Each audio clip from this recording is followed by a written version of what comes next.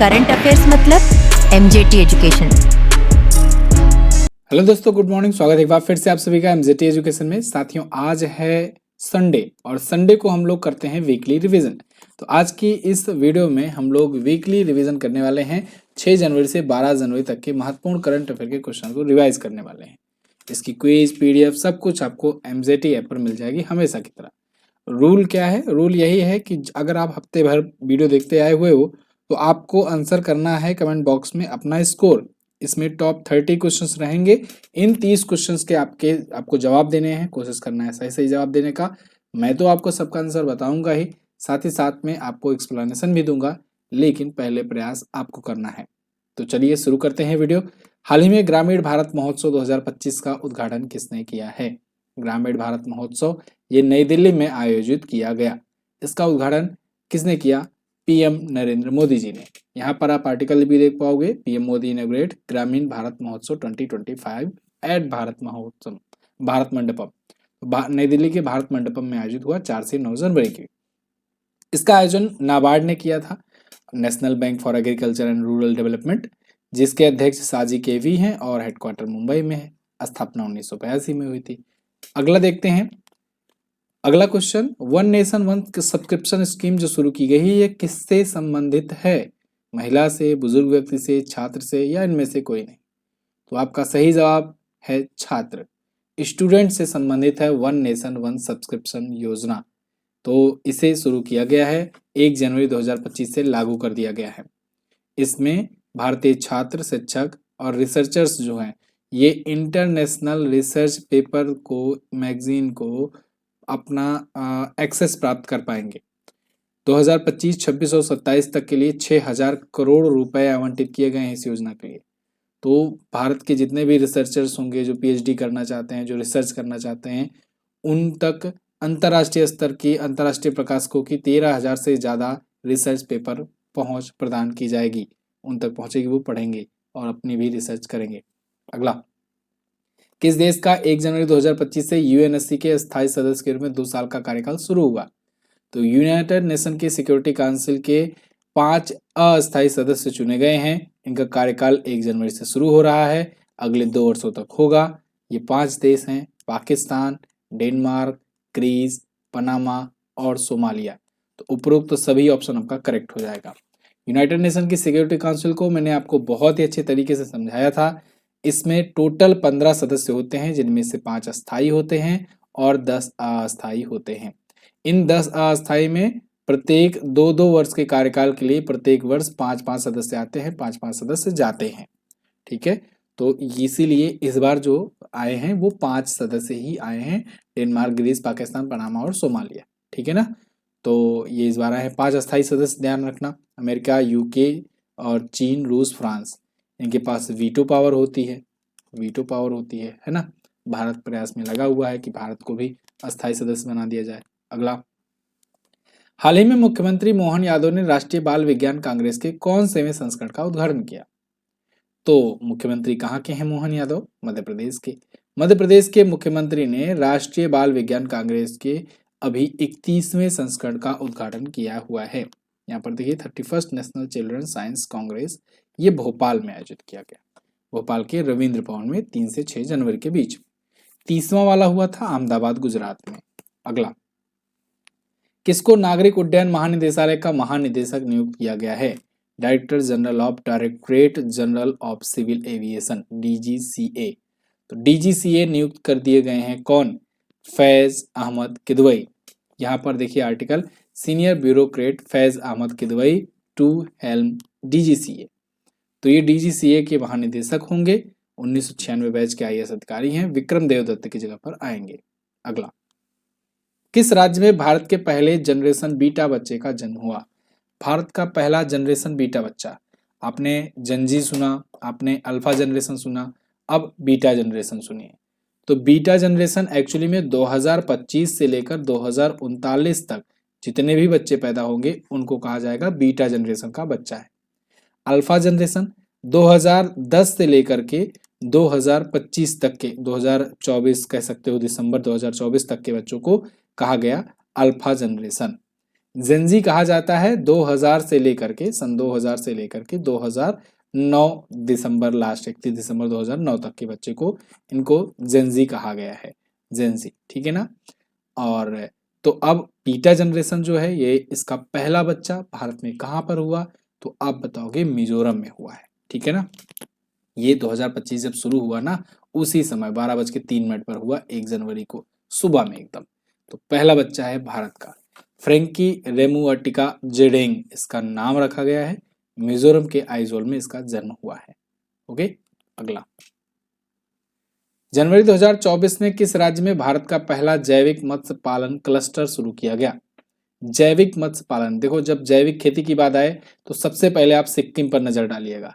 ये भारत का पहला पूर्णतया जैविक खेती करने वाला राज्य है, पूर्णतया जैविक खेती वाला राज्य है। ये क्वेश्चन पूछा जा चुका है, खेती वाला राज्य, ये क्वेश्चन पूछा जा चुका है और पूछा भी जाएगा, ठीक है ना, आगे भी पूछा जाएगा। और अभी इसने क्या किया, जैविक मत्स्य पालन क्लस्टर भी शुरू कर दिया, मतलब मछली पालन भी जैविक तरीके से करेगा। जैविक तरीके का मतलब कि कोई भी केमिकल्स वगैरह ना यूज करना, बिल्कुल प्राकृतिक तरीके से उत्पादन करना, है ना, किसी प्रकार का केमिकल, कोई खाद, इस सब का यूज ना करना, जो भी यूज करना प्राकृतिक खाद, प्राकृतिक चीजें यूज करना। अगला, 18वां प्रवासी भारत दिवस सम्मेलन कहाँ पर आयोजित किया जाएगा या किया गया कह सकते हैं अब। तो प्रवासी भारतीय दिवस सम्मेलन 2025 ये इस बार भुवनेश्वर उड़ीसा में हुआ। संस्करण इसका 18वां था और भुवनेश्वर में हुआ इस बार का। पिछली बार वाला हुआ था इंदौर में, इस बार वाला हुआ कहाँ पर, उड़ीसा में। 8 से 10 जनवरी तक होता है। अच्छा, इसी में बीच में 9 जनवरी आता है। 9 जनवरी प्रवासी भारतीय दिवस मनाते हैं। प्रवासी भारतीय दिवस मनाते हैं क्यों, क्योंकि महात्मा गांधी जी 1915 में साउथ अफ्रीका से भारत वापस आए थे। इस बार का आयोजन विदेश मंत्रालय और ओडिशा राज्य सरकार ने मिलकर किया है। विकसित भारत में प्रवासी भारतीयों का योगदान इसकी थीम थी। और इस बार का इस सम्मेलन का मुख्य अतिथि त्रिनिदाद और टोबैगो का राष्ट्रपति क्रिस्टीन कार्ला कंगालू थे। तो ये लाइन बहुत बहुत इंपॉर्टेंट है। अभी 26 जनवरी आने वाली है। 26 जनवरी के चीफ गेस्ट कौन होने वाले हैं, प्रभावो सुबियांतो, प्रभावो सुबियांतो। इसलिए मैं कहता हूँ ना, रिवीजन बहुत जरूरी है, रिवीजन करते रहो, बहुत जरूरी है। ये इंडोनेशिया के राष्ट्रपति हैं, इंडोनेशिया के राष्ट्रपति हैं, अभी नए नए बने हुए हैं। तो ये आएंगे 26 जनवरी को गणतंत्र दिवस पर, और प्रवासी भारतीय दिवस पर त्रिनिदाद और टोबैगो के राष्ट्रपति आएंगे। अगला, अच्छा जरा मुझे कमेंट करके बताओ, पिछली बार अपने गणतंत्र दिवस पर कौन थे मुख्य अतिथि। किस पद्म पुरस्कार से सम्मानित दिग्गज परमाणु वैज्ञानिक डॉक्टर राजगोपाल चिदम्बरम जी का निधन हो गया है। तो राजगोपाल चिदम्बरम जी ये पद्मश्री और पद्म विभूषण से सम्मानित थे। ए और सी ऑप्शन यहाँ पर करेक्ट होगा, ए और सी ऑप्शन करेक्ट हो जाएगा, ठीक है ना। इनका निधन हो गया है। ये न्यूक्लियर साइंटिस्ट थे। इनको 1999 में पद्म विभूषण मिला था। यहाँ थोड़ा सा मिस्टेक है, इसको सही कर लीजिएगा। पद्म विभूषण मिला था इनको 1999 में, और 1975 में पद्मश्री मिला था। इंटरेस्टिंग बात यह है कि दोनों ये इवेंट तब हुआ था जब इन्होंने 2 परमाणु परीक्षण किए थे। पहला परमाणु परीक्षण 1974 में स्माइलिंग बुद्धा के तहत हुआ था, प्रोजेक्ट स्माइलिंग बुद्धा। दूसरा वाला ऑपरेशन शक्ति के तहत हम लोगों ने छुप करके किया था 1998 में। तो दोनों के लिए जब 1974 में किए तो 75 में पद्मश्री पाए, 1998 में ऑपरेशन शक्ति किए परमाणु परीक्षण पोखरण, तो 1999 में पद्म विभूषण पाए। ओके, अगला, तो ये साइंटिस्ट थे। अगला, गोल्डन ग्लोब पुरस्कार समारोह का आयोजन कहाँ किया गया। तो गोल्डन ग्लोब्स पुरस्कार ये लॉस एंजल्स में किया गया। हालांकि लॉस एंजल्स में अभी स्थिति बहुत ज़्यादा खराब है, जंगल में आग लगी हुई है। जंगल के आप तो घर वगैरह भी जल रहे हैं। हॉलीवुड जितने अभिनेता हैं सब भाग रहे हैं अपना घर छोड़ करके। प्रियंका चोपड़ा भी भाग गई वहाँ से, है ना, उनका भी घर वहीं पर था। फिलहाल गोल्डन ग्लोब पुरस्कार की बात करें तो 5 जनवरी को आयोजित हुआ, 82वां संस्करण है। एक्चुअली में वहाँ पर बहुत तेज हवाएं चल रही है ना। देखिए दिन में अगर टाइम मिला तो इस पर मैं वीडियो बनाऊंगा। 40,000 एकड़ की दूरी में आग लग चुकी है। सोचो 40,000 एकड़ की जमीन पर बहुत बड़ी आग है ये, और हवाएं भी बहुत तेज चल रही हैं। अमेरिका इमरजेंसी तक की घोषणा कर दिया है। यहाँ पर पुरस्कार सम्मान की बात करेंगे अगर गोल्डन ग्लोब पुरस्कार में, तो बेस्ट एक्ट्रेस ड्रामा में फर्नांडा टोरेस को, best actor drama Adrian Brodie को और बेस्ट डायरेक्टर ब्रेडी कॉर्बेट को चुना गया है। एमिलिया पेरेज ये बेस्ट मोशन पिक्चर चुनी गई है। अगला, अगला क्वेश्चन है, हाल ही में मिली जानकारी के अनुसार कौन सा देश ऑफिशियल तौर पर ब्रिक्स का पूर्ण सदस्य बन गया? तो ब्रिक्स का अस्थायी मेंबर बन गया भाई इंडोनेशिया। इंडोनेशिया एडवांटेज पर एडवांटेज पाया जा रहा है। 26 जनवरी को यहाँ के राष्ट्रपति आएंगे भारत में मुख्य अतिथि के रूप में, अभी मैंने आपको बताया। तो समझ लो एक प्रकार को इनको भारत ने भी सपोर्ट किया कि आओ भैया ब्रिक्स में तुम भी शामिल हो जाओ। ब्रिक्स के ये 10वें मेंबर बने हैं। देखो सऊदी अरब अभी लाइन लगाया हुआ है। लाइन क्या लगाया हुआ है, उसको इनवाइट किया जा रहा है, आ जाओ आ जाओ आ जाओ, लेकिन वो अमेरिका के दबाव में आ नहीं रहा है। एक्चुअली में अमेरिका के कंट्रोल में वो भी लगभग में चलता है ये सऊदी अरब भी, और अमेरिका चाहता नहीं है कि ब्रिक्स कंट्री खड़ा हो, क्योंकि ब्रिक्स अगर खड़ी होगी तो वो G7 को टक्कर दे रही है और ब्रिक्स लगातार मजबूत होता ही जा रहा है। ऐसा नहीं कि खड़ा नहीं है, ब्रिक्स खड़ा है ऑलरेडी, लेकिन और मजबूत हो रहा है, तो वो नहीं चाहता है कि ये और मजबूत हो अमेरिका वगैरह, क्योंकि ये और ज़्यादा मजबूत होगा तो लोग G7 से पर्दा हटाने लगेंगे, G7 पर भरोसा ही करना बंद कर देंगे। तो ब्रिक्स फिलहाल ये अभी तक 5 देशों का समूह था, लेकिन अभी 2023-24 में 4 और देश जुड़े थे और अभी एक और देश जुड़ गया, इंडोनेशिया। इस बार 2024 में जब कजान में हुआ था तब 4 नए देश ऑफिशियल तरीके से जोड़े गए, मिस्र, इथियोपिया, यूएई, ईरान। सऊदी अरब जुड़ना था लेकिन वो नहीं जुड़ा, कहा भी हम विचार करेंगे। इंडोनेशिया ये लपक पड़ा। टोटल अब 10 सदस्य देश हो गए। 5 पहले थे जो कि ये नाम पड़ा है जहां से, ब्राजील, रसिया, इंडिया, चाइना और साउथ अफ्रीका से। ओके, तो अब ये देश हो गए हैं 10। स्थापना 2006 में हुई थी, पहला सम्मेलन 2009 में रूस में हुआ था और 16वां सम्मेलन रूस की कजान में हुआ था 2024 का लेटेस्ट वाला। अगला, भारत के किस राज्य में चर्चित वायरस HMPV का पहला मामला मिला? तो दोस्तों HMPV वायरस ह्यूमन मेटान्यूमो वायरस ये तेजी से फैलता जा रहा है। अभी मैं आज की बात बताऊं तो 16 केसेस आ चुके हैं पूरे ऑल ओवर इंडिया, लेकिन पहला केस इंपॉर्टेंट होता है। पहला केस बेंगलुरु कर्नाटक में देखने को मिला था। हालांकि अभी ये नहीं कहा जा सकता है कि ये चाइनीज वायरस है, मतलब कि जो चाइना में फैला है और चाइना में जिसकी वजह से तराई तराई मची है वही वाला वेरिएंट है ये नहीं कहा जा सकता, क्योंकि जिन जिन लोगों के पास हुआ है, ये बच्चों में ज़्यादातर देखने को मिल रहा है, जिन जिन बच्चों के पास ये हुआ है, बच्चों को हुआ है HMPV वायरस, उनका कोई भी ट्रेवल हिस्ट्री है ही नहीं, उनका, उनके फैमिली का, उनके आसपास का, उनके पूरे पूरे सर्कल में भी किसी का कहीं कोई ट्रेवल हिस्ट्री नहीं है। ट्रेवल हिस्ट्री मतलब कि कोई किसी और देश से आया नहीं है। जब यहीं पर रह रहे हो तो कैसे उस बच्चे में आ जाएगा, है ना? तो इसलिए ये कहा जा रहा है कि भाई ये तो और एक तो ये वायरस भी पुराना था, 2001 का वायरस है और 2001 से ही इसकी खोज हुई थी, तो ये पाया ही जाता था, हो ही जाता था, लेकिन कोई ध्यान नहीं देता था। अभी जब मामला चाइना में बहुत तेजी से फैला है, वहाँ पर एक वेरिएंट बहुत तेजी से कोहराम मचाया हुआ है, कोविड जैसे हालात पैदा कर दिया है, वहाँ पर लॉकडाउन की स्थिति आ गई है चाइना में, तो अब इसकी भी लोग जांच करना शुरू कर रहे हैं। इसकी भी जांच कर रहे हैं तो लोगों को लग रहा है कि केसेस भी मिल रहे हैं, है ना? कुछ तो अफवाहें भी मिल रही है। अभी आज का अखबार में बताऊं तो कुछ प्राइवेट हॉस्पिटल्स ने पैसा बनाने के चक्कर में ही कह दिया था कि हाँ इसको HMPV है। जब वो फैमिली गई गवर्नमेंट हॉस्पिटल में तो पता चला नहीं ये कुछ नहीं है। अगला, तो डरने की जरूरत नहीं है, कुल मिलाकर के मेरा कहना यही है। हाल ही में तमिलनाडु में जल्लीकट्टू शुरू हुआ है, इस महोत्सव का संबंध किस पशु से है? तो जल्लीकट्टू भी आपको समझाया गया है। जल्ली का मतलब होता है, जल्ली का मतलब हो सोना या चांदी का उपहार, और कट्टू का मतलब होता है कंट्रोल करना, ठीक है, काबू पाना। तो इसमें बेसिकली सांड पर काबू पाया जाता है, बुल पर काबू पाया जाता है, और जो काबू पा लेता है उसको मिलता है जल्ली। जल्ली यानी कि उपहार मिलता है सोने और चांदी का। तो कुछ इस प्रकार से ये पारंपरिक गेम है और ये 2 से 2,500 साल पुराना ये गेम माना जाता है।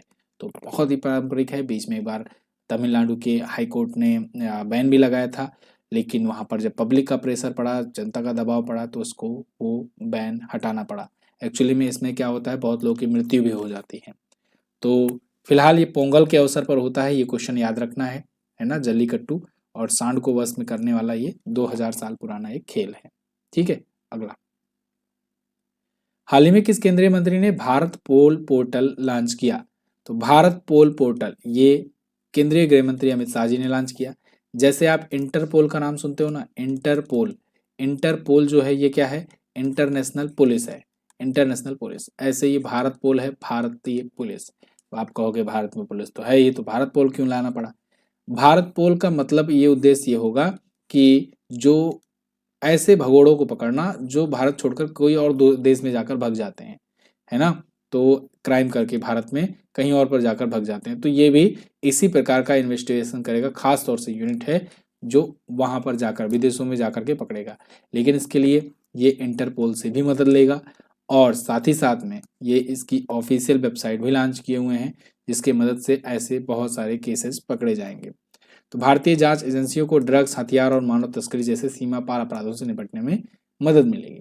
इसको सीबीआई ने डिजाइन किया है और एक प्रकार से विकसित किया है। इसको लॉन्चिंग किया अमित शाह जी ने, ठीक है ना। अगला, जनवरी 2025 में किस देश के प्रधानमंत्री जस्टिन ट्रूडो ने इस्तीफे की घोषणा कर दी? तो भाई इस हफ्ते की बड़ी न्यूज ये भी बनकर आई, कनाडा के राष्ट्रपति नहीं, प्रधानमंत्री, वहां पर राष्ट्रपति नहीं है क्योंकि वो तो अभी भी ब्रिटेन के राजा को अपना राजा मानते हैं। तो कनाडा में प्रधानमंत्री जस्टिन ट्रूडो थे और उन्होंने इस्तीफे की घोषणा कर दी है। लेकिन अभी ये घोषणा है, अभी पद पर रहेंगे तब तक जब तक कोई नया प्रधानमंत्री नहीं मिल जाता। ये बोले हैं कि भाई मार्च तक अभी हम रहेंगे पद पर। एक्चुअली में वहाँ पर होने वाले हैं चुनाव अक्टूबर महीने में, अक्टूबर 2025 में। तो उससे पहले एक प्रकार से इनके इमेज क्योंकि बहुत ज़्यादा गंदी हो चुकी है, ये लायक ही नहीं बचे हैं कि दोबारा ये जीत जाएंगे। तो इसलिए इनको भी पता है कि ये जीतेंगे नहीं इस बार चुनाव, तो इसलिए ये छोड़ दिए हैं पद ही नहीं छोड़े, अपनी पार्टी का अध्यक्ष पद भी छोड़ दिए, सिर्फ प्रधानमंत्री का पद नहीं। ठीक है, अगला, किताब के बारे में क्या बोलूं, कल तो बहुत बवाल हो गया। फिलहाल मैं यही कहूँगा कि भाई देखो सब अपने ही हो, अब मैं किसको क्या बोलूँ, सब अपने ही हो, तो लड़ा ना करो। लेकिन कभी कभी ना थोड़ा सा कॉमन सेंस वाली चीज़ यूज करना चाहिए यार, कि अब वन लाइनर का ज़माना गया। बार बार आप एक चर्चित पुस्तक का नाम लेते हो, बोलते हो कि हाँ ये तो इतने में मिलती है और ऐसे है ऐसे है। नाम मैं नहीं लेना चाहूँगा, लेकिन मैं बस यही कहूँगा, कभी भी किसी भी एग्ज़ाम को उठा करके, अभी जो रेलवे के रिसेंटली एग्ज़ाम सब हुए हैं ना, यही उठा लो, उसको उठा करके देख लो, उसमें से सारे क्वेश्चन अगर मिल जाएंगे तो आकर के बताना, मैं आपको ऐसे 2-3 किताबें फ्री में दे दूंगा या उसका पैसा दे दूंगा, सारे क्वेश्चन अगर मिल जाएंगे तो। और वहीं हमारी भी बुक आई है, उसको भी उठा करके देख लेना, इसमें भी 2024 का ही करंट अफेयर है, आपको समझ में आ जाएगा कि क्वेश्चंस कैसे मिलते हैं, है ना। तो वन लाइनर का टाइम अब गया भाई, 2017, 18, 19 तक के एग्जाम के लिए वो बुक अच्छी थी। लेकिन कल एक स्टूडेंट काफ़ी कमेंट करके कह रहे थे वो तो 60 में आती है आपकी बुक जो है, वो 219 में आती है, 210 में आती है। तो अंतर यही है कि हमारी जो बुक है वो डिटेल कंटेंट के साथ है और ये लगभग 600 पेजेस की बुक है और इसको हम लोगों ने कंप्रेस करके 240 किया है, मतलब कंटेंट नहीं कम किया है, सिर्फ उसमें फंट साइज छोटा करके और उसको सघन करके 240 पर लाए हुए हैं। कंटेंट 600 पेजेस का है, लेकिन ये गारंटी है कि 100% क्वेश्चंस आपको मिलेंगे, क्योंकि डिटेल के साथ, एक्स्ट्रा फैक्ट्स के साथ, रिलेटेड स्टैटिक जीके के साथ ये बुक आपके लिए लाई गई है। नाम है ब्रह्मास्त्र, इसीलिए ब्रह्मास्त्र है। और साल में एक ही बार मैं बुक लाता हूँ, हर 6 महीने या हर महीने में वन लाइनर जोड़ जोड़ कर नहीं ऐड करता हूँ। फिर से मैं क्लियर कर दूँ कि ऐसा नहीं है कि 1 जनवरी आया और 1 जनवरी को लॉन्च हो गए, फिर 1 फरवरी आया तो फिर वार्षिकांक के नाम से ही लॉन्च कर रहे हैं, है ना। जिसकी आप बात कर रहे हो, हर महीने वो ऐसे लॉन्च करते हैं और करते क्या है, लास्ट वाला पेज में वही 1 महीने का वन लाइनर जोड़ देते हैं, है ना। तो ऐसा यहाँ नहीं किया जाता है, बाकायदे इस पर प्रूफ रीडिंग होती है, हफ्ते भर इस पर काम चलता है प्रूफ रीडिंग पर कम से कम। उसके पहले कंटेंट पूरा डिजाइन होता है और साल भर हम लोग जो करंट अफेयर पढ़ाते हैं, जो करंट अफेयर का कंटेंट रखते हैं, वो ई बुक में डालते हैं। ई बुक में भी वो छट छट करके बहुत सारी चीज़ें बनती हैं, फिल्टर होती हैं और लास्ट में जाकर हम लोग बुक लॉन्च करते हैं। तो भाई इतना आसान प्रोसेस नहीं होता है, हम लोग काफ़ी ज़्यादा टफ प्रोसेस से गुजार करके बुक आपके सामने लाते हैं, इसी वजह से ये बुक होती है परफेक्ट। तो जो लोगों के पास बुक गई है वो लोग इसकी अहमियत समझ रहे हैं, और जो लोग के पास नहीं गई है तो मैं तो यही कहूँगा कि भाई आप भी अपने ही हो, एक बार इसको ले करके देखो। साइबर हमलों के मामले में भारत किस स्थान पर रहा है, तो इसमें दूसरे स्थान पर रहा है। ये क्वेश्चन का आंसर 2 होगा। पहले पर अमेरिका में हुआ है और दूसरा सबसे ज़्यादा अटैक, साइबर अटैक भारत में हुआ है, तीसरा इसराइल पे हुआ है। ये क्लाउडसेक नाम की एक संस्था ने थ्रेट लैंडस्केप रिपोर्ट जारी करके ये बात बताई। मेरी बात किसी को बुरी लगी हो तो भाई सॉरी उसके लिए, लेकिन मैं यही कहूँगा कि आप यहाँ पर 150 रुपया बचाने की बात कर रहे हो, उसके बाद हर महीना 300 का रिचार्ज करा लेते हो, है ना। वहां पर नहीं बोल पाते हो कुछ। यहाँ 150 में आपके 6 क्वेश्चन जो है बिल्कुल सिक्योर हो जा रहे हैं, जो पूछे जाते हैं करंट अफेयर के 6 से 7 क्वेश्चन पूछे जाते हैं आजकल के एग्जाम में। किसी किसी में तो 10-10 क्वेश्चन 12-12 क्वेश्चन पूछ लिए जाते हैं। स्टेट लेवल के कई एग्जाम ऐसे होते हैं, तो वो आपके सब कंफर्म हो जा रहे हैं इस 150 रुपये जो एक्स्ट्रा आपके लग रहे हैं उसमें, है ना। बाकी आपकी मर्जी है भाई, आप 60 वाली भी खरीद करके पढ़ो, आप 210 वाली खरीद करके पढ़ो, 219 वाली पढ़ो, जो आपका मन करे वो पढ़ो। पैसा आपका, फैसला आपका। जागो स्टूडेंट जागो। अगला, भारतीय अंतरिक्ष अनुसंधान संगठन के 11वें अध्यक्ष के रूप में किसे नियुक्त किया गया? तो इसी हफ्ते इसरो के नए अध्यक्ष भी बने हैं। इसरो के नए अध्यक्ष वी नारायणन जी नियुक्त किए गए हैं। एस सोमनाथ की जगह लेंगे। एस सोमनाथ जी ये रिटायर हो रहे हैं और इनके बाद अब वी नारायणन बनेंगे नए इसरो के चीफ। 14 जनवरी को ये अपना पद ग्रहण करने वाले हैं। 2 वर्ष या अगले आदेश तक इनका कार्यकाल रहने वाला है। इंडियन स्पेस रिसर्च ऑर्गेनाइजेशन के अध्यक्ष होंगे ये।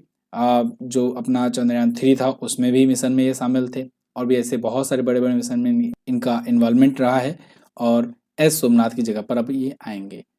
इसरो की स्थापना 1969 में 15 अगस्त को हुई थी। मुख्यालय इसका बेंगलुरु में है। अगला, सांख्यिकी मंत्रालय के अनुसार 2024-25 के वित्तीय वर्ष में भारत की जीडीपी ग्रोथ रेट कितने होने का अनुमान है? तो सांख्यिकी मंत्रालय ने बताया है कि भाई ये जीडीपी ग्रोथ रेट 6.4% पर रहेगी 2024-25 के फाइनेंशियल ईयर में, जो कि बहुत कम है अगर आप 2023 से तुलना करो तो। 2023-24 में 8.2% जीडीपी ग्रोथ रेट देखी गई थी, अब 2024-25 में 6.4% रहेगा, जो कि काफ़ी ज़्यादा कम हुआ है। हालांकि इन्होंने बताया है कि 2024-25 में नॉमिनल जीडीपी 9.7% की दर से बढ़ेगी। तो फिलहाल जीडीपी क्या है? जीडीपी यानी ग्रॉस डोमेस्टिक प्रोडक्ट, एक वित्तीय वर्ष के अंतर्गत जितने भी सेवाओं और उत्पादों का उत्पादन होता है उसे कहते हैं जीडीपी, है ना। अब वो किस दर से बढ़ रही है इसी का अनुमान सब लगाते हैं। अगला, किस आईआईटी संस्थान ने एशिया का सबसे बड़ा सैलो वेब बेसिन अनुसंधान सुविधा शुरू किया? इसको शुरू किया है मद्रास ने, आईआईटी मद्रास ने। एशिया का सबसे बड़ा ये सैलो वेब बेसिन अनुसंधान सुविधा है, यानी ये सैलो वेब बेसिन पर रिसर्च करेगा। सैलो वेब बेसिन क्या है? इस पे क्या होगा ना कि समुद्रों से जो वेब उठती हैं उन वेब्स का ये अध्ययन करेगा। उसमें कई प्रकार की वेब्स होती हैं जिस वजह से भूकंपीय तरंगें, पर्यावरणीय घटनाएं, ये सब पर रिसर्च हो सकेगी बेहतर तरीके से। तो आईआईटी मद्रास ने इसे शुरू किया है। अगला, हाल ही में इक्वाडोर ने अपने कितने प्रांतों में 60 दिनों तक की आपातकाल की यानी इमरजेंसी की घोषणा की? तो इक्वाडोर में भी इमरजेंसी लगी है। इसके 7 प्रोविंसेस में इमरजेंसी की घोषणा की गई है। ये इमरजेंसी आतंकवाद से निपटने के लिए है। वहां पर आतंकवादी घटनाएं बहुत सारी देखने को मिल रही हैं, इसलिए ऐसा किया गया है कि आतंकवाद को खत्म किया जाए। 7 प्रांतों में इमरजेंसी की घोषणा की गई। अभी मैं लॉस एंजल्स की जो मैं बात किया हूँ, वहां पर आग की वजह से इमरजेंसी की घोषणा की गई है। वहां पर आग फैल रही है, 40,000 से ज्यादा एकड़ में फैल चुकी है आग। फिलहाल इक्वाडोर की राजधानी क्वेटो होती है। अमेरिकी डॉलर यहाँ की भी करेंसी है। राष्ट्रपति हैं डेनियल नबोवो। अगला, किस राज्य के मुख्यमंत्री ने सिंधु लिपि डिकोड करने वालों को $1 मिलियन का पुरस्कार देने की घोषणा किया? तो दोस्तों, सिंधु लिपि डिकोड करो और पाओ $1 मिलियन का प्राइज मनी तमिलनाडु सरकार से। तमिलनाडु के सीएम एम.के. स्टालिन ने घोषणा किया है कि भाई जो सिंधु घाटी सभ्यता की जो चीजें पाई गई हैं उनमें जो लिपियां हैं, जो लिखी गई चीजें, उत्खनन के बाद जो उत्कीर्ण की गई हैं पत्थरों पर, गुफाओं पर चीजें, उनको कोई डिकोड करके समझा देगा अगर सही सही, तब $1 मिलियन का पुरस्कार मिलेगा। अगला, इस जन्म वाले तो नहीं, मुझे तो लग रहा है कोई जो पुनर्जन्म लिया होगा वही कर सकता है। किस देश द्वारा भारतीय यात्रियों के लिए शुरू किया गया ई वीजा 1 जनवरी 2025 से प्रभावी हुआ? तो दोस्तों, अभी इजराइल ने भारतीयों के लिए ई वीजा सेवा शुरू किया है। 1 जनवरी 2025 से इसे लागू बता दिया है। ई वीजा सुविधा के तहत लोग इलेक्ट्रॉनिकली ही हर चीज अप्रूवल पा जाएंगे, जिससे वो इजराइल जा सकेंगे। इजराइल ऐसा कर रहा है जिससे उसका टूरिज्म बढ़े और कुछ इकोनॉमी ग्रोथ देखने को मिले, क्योंकि जब से युद्ध चल रहा है तब से वहां पर टूरिज्म बिल्कुल ठप्प पड़ गया है। सबको डर आ गया है कि भाई वहां युद्ध चल रहा है, वहां जाएंगे तो हो सकता है कोई मिसाइल इधर उधर से घूम घाम के आकर गिर जाए। लेकिन अब इजराइल ने कहा है कि हम सबको निपटा दिए हैं, अब आ सकते हो। अगला, तो शुरुआत कहाँ से करें? शुरुआत सबसे ज्यादा पॉपुलेशन वाले देश से ही करते हैं। इसीलिए भारत से शुरुआत की गई। आंध्र प्रदेश में राष्ट्रीय हरित हाइड्रोजन मिशन के तहत भारत की पहली ग्रीन हाइड्रोजन हब परियोजना की आधारशिला किसने रखी? इसकी परियोजना की आधारशिला रखी है अभी पीएम मोदी जी ने। ये भारत की पहली ग्रीन हाइड्रोजन हब परियोजना होगी और राष्ट्रीय हरित हाइड्रोजन मिशन के तहत इसे शुरू किया गया है। कहाँ पर? आंध्र प्रदेश में, आंध्र प्रदेश के विशाखापत्तनम में। ठीक है, तो एनटीपीसी ग्रीन एनर्जी लिमिटेड इसे बना रहा है। अगला, हरियाणा के बाद बीमा सखी योजना शुरू करने वाला दूसरा राज्य कौन बना? तो एलआईसी बीमा सखी योजना शुरू करने वाला पहला राज्य था हरियाणा, दूसरा राज्य है गोवा। एलआईसी बीमा सखी योजना के तहत बीमा सखियां तैयार की जाती हैं। इन बीमा सखियों को 3 वर्षों के लिए विशेष प्रशिक्षण और वजीफा मिलता है और इसमें 18 वर्ष से 70 वर्ष तक की महिलाएं होती हैं। इनको करना क्या रहता है? ये एक्चुअली में एलआईसी एजेंट के रूप में काम करती हैं, मतलब इंश्योरेंस बेचने का काम करेंगी। तो ये स्नातक बीमा सखी एलआईसी के विकास अधिकारी बनेंगी और महिलाओं को इंश्योरेंस के प्रति अवेयरनेस फैलाएंगी और इंश्योरेंस बेचेंगी। बीच में उनको कमीशन मिलेगा, जैसा अभी तक पुरुषों को मिलता आया था। तो ये एलआईसी बीमा सखी योजना है और गोवा में भी अब शुरू किया गया है हरियाणा के बाद। अगला, प्रसिद्ध पत्रकार, कवि और फिल्म निर्माता प्रीतीश नंदी का निधन हो गया। इन्हें किस वर्ष पद्मश्री पुरस्कार से सम्मानित किया गया था? तो प्रीतीश नंदी जी 1977 में पद्मश्री से सम्मानित थे। ये बहुत ही फेमस पत्रकार, कवि और फिल्म निर्माता थे। तो 73 वर्ष की उम्र में इनका निधन हुआ। साथ ही साथ महाराष्ट्र से ये राज्यसभा में सांसद भी बन करके आए थे। एक एनजीओ भी चलाते थे, पीपल फॉर एनिमल्स। अगला, हाल ही में किस डिजिटल पेमेंट ऐप ने आईसीआईसीआई लोम्बार्ड के साथ मिलकर महाकुंभ मेला बीमा लॉन्च किया? तो महाकुंभ साथियों ये 13 तारीख से शुरू हो रहा है, 13 जनवरी से शुरू होगा, 26 फरवरी तक चलेगा। तो महाकुंभ की तैयारियों के लिए यहाँ पर महाकुंभ मेला बीमा योजना लॉन्च की गई है और इसमें फोन पे और आईसीआईसीआई लोम्बार्ड मिल करके लॉन्च किया है। महाकुंभ मेला बीमा योजना के बारे में मैंने कल भी आपको समझाया था कि इसमें 59 रुपये प्रति यात्री, ट्रेन अगर बस से या ट्रेन से अगर यात्रा करके जाते हो तो उनके लिए, और अगर घरेलू यात्री उड़ान से हेलीकॉप्टर नहीं, प्लेन से अगर जाते हो तो 99 रुपये प्रति यात्री का यहाँ इंश्योरेंस कराने का स्कीम मिलेगा। और इसका फ़ायदा क्या मिलेगा? फ़ायदा ये होगा कि अगर मान लीजिए कोई ऐसा होता है, कुछ एक्सीडेंट हो जाता है आपका, आप अस्पताल में भर्ती होते हो सिर्फ, तो 50,000 रुपये तक का इलाज होगा। ओपीडी उपचार होता है तो 1500 तक का। अगर व्यक्तिगत दुर्घटना में आपका कोई अंग काम करना बंद कर देता है या टूट जाता है, कट जाता है, जो भी होता है, या फिर मृत्यु ही हो जाती है किसी की, तो 1 लाख रुपए तक का यहाँ पर दुर्घटना कवर मिलेगा। यात्रा अगर कैंसिल होती है तो 5,000 रुपये तक का मिलेगा। ठीक है, अगला, हाल ही में किस कंपनी के द्वारा नया ग्लेन रॉकेट लॉन्च किया गया? तो ग्लेन रॉकेट ये ब्लू ओरिजिन ने लॉन्च किया है।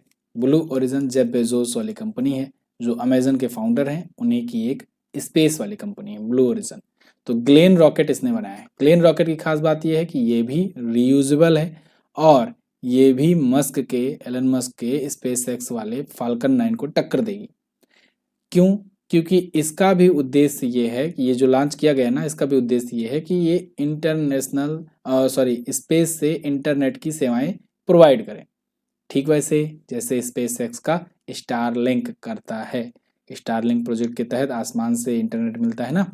चलिए अगला, अब आप में से कुछ लोग कहेंगे कि अब तक कहाँ से मिलता था? अब तक वही समुद्री पाइपें समुद्र के नीचे बिछाई जाती हैं, है ना, लाइन बिछाई जाती है, इंटरनेट की केबल बिछाई जाती है, वहां से इंटरनेट आता है हम लोग के पास। अगला, हाल ही में किस राज्य सरकार ने एआई एग्री नेटवर्क के लिए गूगल क्लाउड के साथ हाथ मिलाया? तो एआई एग्री नेटवर्क के लिए गूगल क्लाउड के साथ उत्तर प्रदेश सरकार ने हाथ मिलाया है। उत्तर प्रदेश राज्य सरकार ने गूगल क्लाउड से आर्टिफिशियल इंटेलिजेंस एग्री नेटवर्क के लिए हाथ मिलाया है। उत्तर प्रदेश के मुख्य सचिव हैं मनोज कुमार सिंह और अनिल भंसाली, जो कि गूगल क्लाउड इंडिया के उपाध्यक्ष हैं, इनके बीच समझौता हुआ है। ये खास करके किसानों के लिए है, एग्रीकल्चर सेवाओं के लिए है। अगला, हाल ही में कहां पर 3000 एकड़ में फैली जंगल की आग के कारण आपातकाल की घोषणा हुई? मैंने आपको कल बताया था 3000 एकड़, आज अपडेटेड बता रहा हूं 40,000 एकड़ से ज्यादा की जमीन पर ये फैल चुकी है आग। ये लॉस एंजल्स में फैली है, जो कि कैलिफोर्निया के अंतर्गत आता है। कैलिफोर्निया एक स्टेट है यूएसए का, उसी के अंतर्गत आता है। बहुत ही प्राइम एरिया है, यहाँ पर बहुत सारे हॉलीवुड के सेलिब्रिटीज रहते हैं, हॉलीवुड रहता है यहाँ पर, मतलब हॉलीवुड जो बनाया गया है वो भी यहीं पर है। और यहाँ पर आग तेजी से फैलती जा रही है, बहुत बुरी स्थिति आ गई है। इमरजेंसी की घोषणा कर दी है अमेरिकी गवर्नमेंट ने। यहाँ तक कि समझ लो कि वहाँ पर जो अग्निशमन की जो गाड़ियाँ होती है ना, वो सब सूखी पड़ी हैं, पानी ही खत्म हो गया वहाँ का। अगला, किस राज्य सरकार में लोक प्रशासन संस्थान का नाम बदलकर मनमोहन सिंह जी के नाम पर रखा गया? तो दोस्तों, हिमाचल प्रदेश सरकार ने ऐसा फैसला लिया है कि लोक प्रशासन संस्थान का नाम अब डॉक्टर मनमोहन सिंह जी के नाम पर रखा जाएगा। पूर्व प्रधानमंत्री थे, अभी हाल ही में उनका निधन हुआ था।